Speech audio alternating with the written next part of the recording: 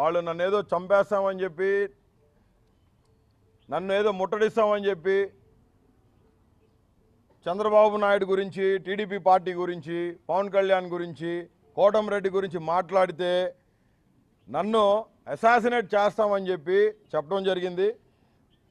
నా కుటుంబం జోలికి వచ్చినా, నా జోలికి వచ్చారు, నా ఆఫీస్ టచ్ చేశారు, నా ఆఫీసుని తాకారు కాబట్టి నన్ను తాకినట్టే. బోరుగడ్డ అనిల్ కుమార్ అంటే ఏంటో చూపిస్తా. మీలాగా రౌడీజంతో కాదు, అది చేయాలనుకుంటే వేరే పరిస్థితులు ఉండేవి. I'm related to the constitution of India, I'm working under the constitution of India. ఆ ప్రిన్సిపల్స్ తెలిసిన వ్యక్తిగా, గౌరవప్రదంగా, లీగల్గా న్యాయస్థానాలు ఉన్నాయి. గౌరవ ముఖ్యమంత్రి వర్యుల మీద గొప్ప నమ్మకం ఉంది.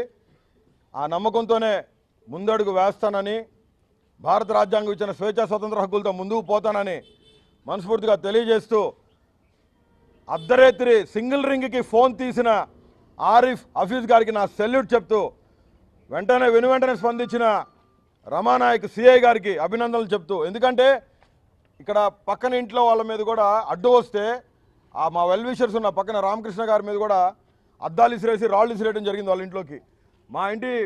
మా ఆఫీస్ పక్కన ఉన్న వాళ్ళ మీద వాళ్ళని కూడా బెదిరించడం జరిగింది. మా గేట్ వాచ్మ్యాన్, మా సెక్యూరిటీ గార్డ్స్ మీద పెట్రోల్ పోసి నిప్పెలిగించబోతే వాళ్ళు పరిగెత్తారండి ఇటు. సెక్యూరిటీ గార్డ్స్ మీద పెట్రోల్ పోసి నిప్పంటించిపోతే వాళ్ళు పరిగెత్తారు ఇటు. తప్పించుకున్నాడు కాబట్టి సజీవ లెక్కలో ఉన్నాడు మా గేట్ వాచ్మెన్. ఇట్రన్నా మా చెఫ్, మా ఆఫీస్ చెఫ్ బుజ్జమ్మ గారు, ఆమె బ్రదరు, ఈయన ఆమెను కూడా బెదిరించారు.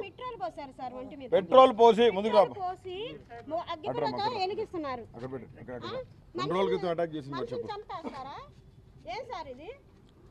2 రోజుల క్రితం అటాక్ చేసినప్పుడు కూడా 2 రోజుల క్రితం అటాక్ చేసినప్పుడు కూడా ఏం ఆఫీస్ తాళం వేశారు.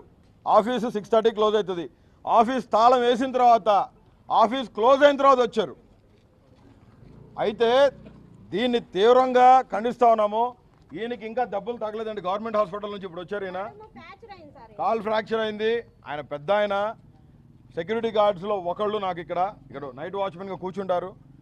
ఈయన మీద పెట్రోల్ పోసి ఈయన్ని చంపే ప్రయత్నం చేశారు.